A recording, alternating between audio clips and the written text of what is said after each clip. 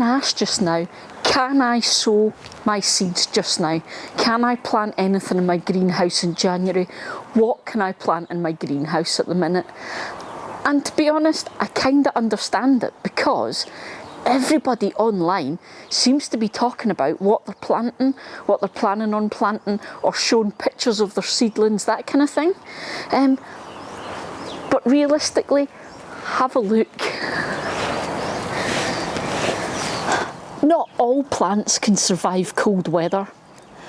It's actually your frost dates you need to think about, because some plants get really badly damaged or killed by frost, and you don't want to be putting new seedlings out in the garden if there's still going to be frost happening and those seedlings won't cope with it. So what you need to know about is, when is your first frost date and your last frost date? Or if you're not planting your plants out in the garden, where are they going to go, and can you give them the right conditions that they need? And these are the important questions that will determine if you can plant anything just now.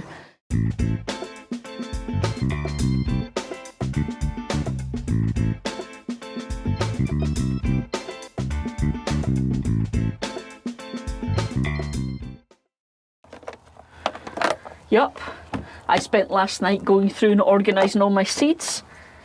I've done my seed viability test. I know what seeds will work, which ones don't.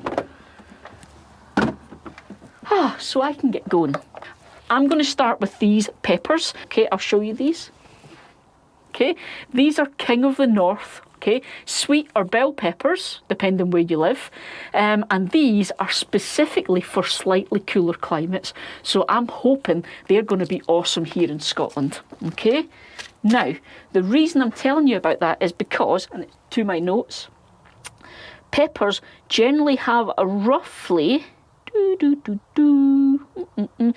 90 days for their growth season. Okay, so from them being small plants and the flowers coming and then going to the fruit and stuff, you're looking at 90 days, right? Now the thing is, if you, like myself, you live in a cooler climate, that season may actually extend and take longer, because it will take longer for the seeds to germinate, it will take longer for them to produce flowers, it will take longer for those flowers to produce fruit, it will take longer for those fruit to ripen, ready to be harvested. Okay, so what I'm doing just now is I'm sowing seeds now because I'm trying to get a head start on things and expand my personal growing season. Now, if I look at that and I say, realistically, those first 30 days, sort of mid-May onwards, and possibly those last 30 up till mid-October, they're not going to be optimum growing sort of light and temperatures. There may be other days in between that is the same. So I'm probably actually losing 60 of those days. So my growing season is actually, probably 97 days actual growing season. So with that in mind, you can imagine that it's quite a tight push for me to get my peppers going. Not get them going, but to get them going and growing and producing and harvesting to be able to get a decent amount of harvest. Frost dates then.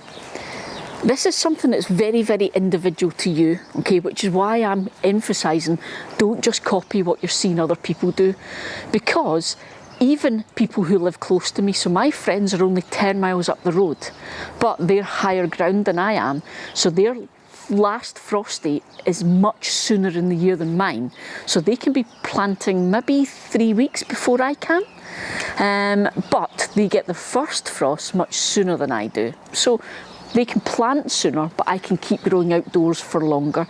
And that's what the frost dates are about. They're about outside in your garden. When is your growing season? So when does it get warm enough to plant and grow? And when does it get too cold to keep that growing going? Now also, your crops, if they're warm crops like tomatoes and peppers, they want a nice long season, time for them to germinate, to start growing, eventually to start flowering and then fruiting, and And then they need that heat to keep going so that those fruits can ripen. And that's where I struggle, because I don't get enough of the warm days at that temperature range of about 20 degrees Celsius for that fruit to ripen. So that's why the greenhouse is fab for me, because it extends my season. So it doesn't do it at this end of the year, it's not warm enough yet.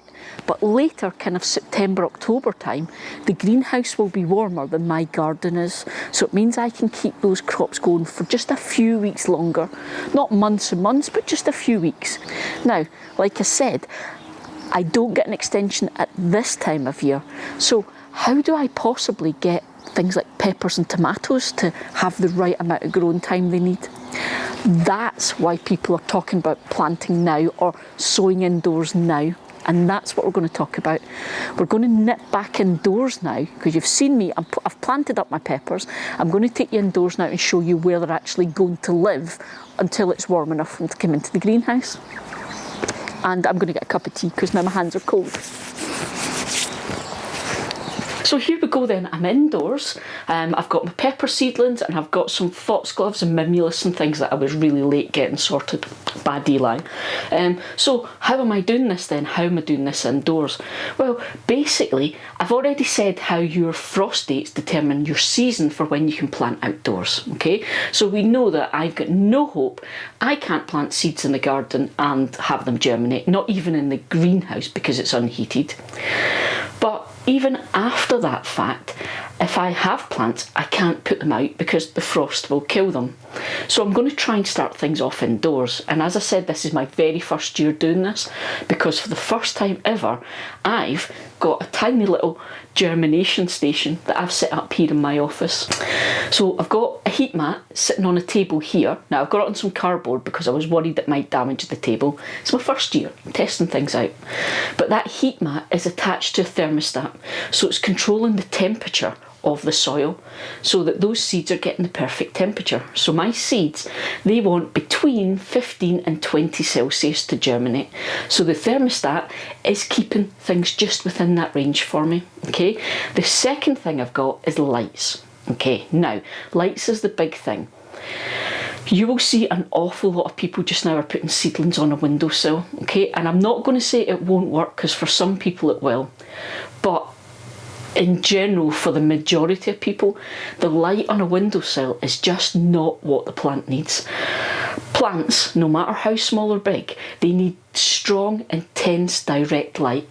Okay, unless they're plants that like shade, obviously. I'm talking about my seedlings here. But they want that strong, intense, direct light. And what they want is that light to be coming from above them so that they don't have to reach out to find it.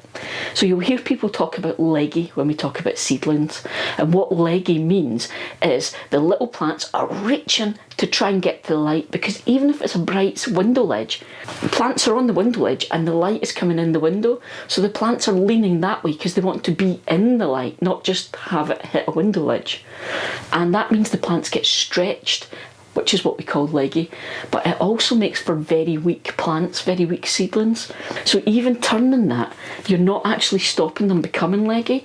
All you're doing is making the plant reach in a different direction. So you think you're fixing it because they're straightening up, but actually all you're doing is making them now stretched in another direction, so it can actually make it worse.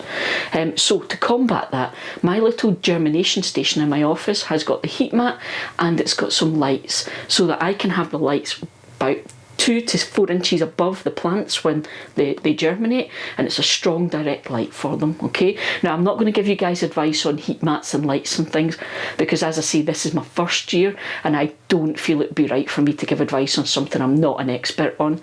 But there is a lot of info online, so you can go and have a look, have a chat in our Facebook community. There's a few guys there with all different solutions. Some folk are saying just LED lights as long as they're in the right range. Other folks say you need certain colours, certain types, whatever, so hence why I don't want to give advice. But yeah, so I'm hoping that this is going to be the year that I'll get my peppers started early enough that I'll get a really, really good harvest outside when they go outside in the greenhouse. You know what I mean? It's early morning, I'm still half asleep. So I'll put this back now in its wee home, because it's probably not happy I've moved it, and I will see you guys next week. See ya!